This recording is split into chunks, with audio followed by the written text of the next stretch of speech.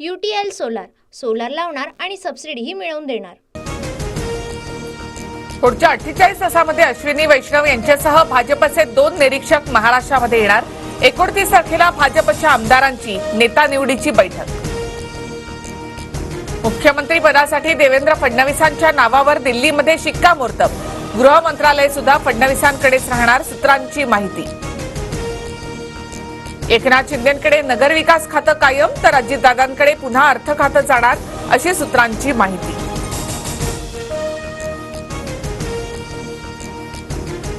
EVM विरोधामधील याचिका supreme कोर्टाने फेटाळली। मतपत्रिकेद्वारे पुन्हा निवडणुका घेण्यास कोर्टाचा नकार।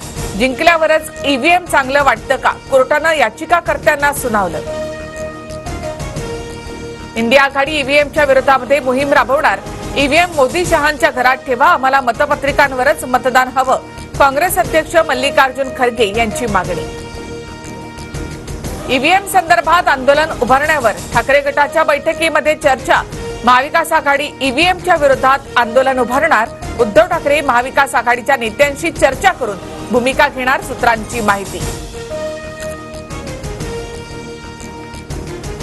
ईव्हीएम विरोधामध्ये आता मागे हटायचं नाही, पराभूत उमेदवारांना शरद पवारांचं आवाहन। कायदेशीर लढाई लढण्यासाठी वकिलांची टीम करण्याचाही निर्णय, सूत्रांची माहिती। शरद पवार नावाचा अध्याय महाराष्ट्राच्या राजकारणातून संपला। पवारांना आता सेवानिवृत्ती घेण्याची गरज। भाजप आमदार गोपीचंद पडळकर यांची टीका। भाजपचे 10, शिंदेचे 6 आणि दादांचे 4 आमदार मंत्रिपदाची शपथ घेणार। दादांचे 3 आमदार कॅबिनेट तर 1 जण राज्यमंत्रीपदाची शपथ घेणार, सूत्रांची माहिती। मुख्यमंत्री एकनाथ शिंदे यांचा राजीनामा। काळजीवाहू मुख्यमंत्री म्हणून राज्याचा कारभार पाहणार। नव्या मुख्यमंत्र्यांबाबत सस्पेन्स कायम। फडणवीस मुख्यमंत्री होणार, भाजप हायकमांडकडून शिंदेना संदेश। मुख्यमंत्री पदासाठी शिंदेही आग्रही, मात्र भाजप मुख्यमंत्रीपद देण्यास तयार नाही, रामदास आठवलेंचा दावा। ज्यांच्या नेतृत्वाखाली निवडणूक लढली तेच मुख्यमंत्री व्हावेत, मुख्यमंत्री पदावरील प्रश्नावर शंभूराज देसाई यांचं उत्तर। मनोज जरांगेंचा सामूहिक आमरण उपोषणाचा इशारा।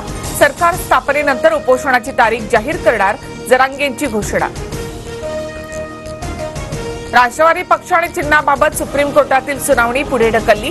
नवी तारीख आज रात्री समजणार। दादा गटाकडून घड्याळ चिन्ह वापरून भ्रम निर्माण केल्याचा पवार गटाचा आरोप।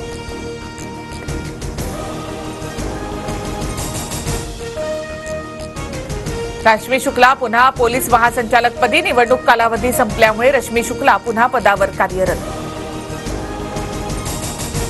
मुंबईतील 26/17च्या हल्ल्याला आज 16 वर्ष पूर्ण। मुंबई पोलीस मुख्यालयामध्ये शहीदांना मानवंदना। शिंदे, फडणवीस, अजित पवार उपस्थित। सोनं 1300 रुपयांनी तर चांदी 1200 रुपयांनी स्वस्त।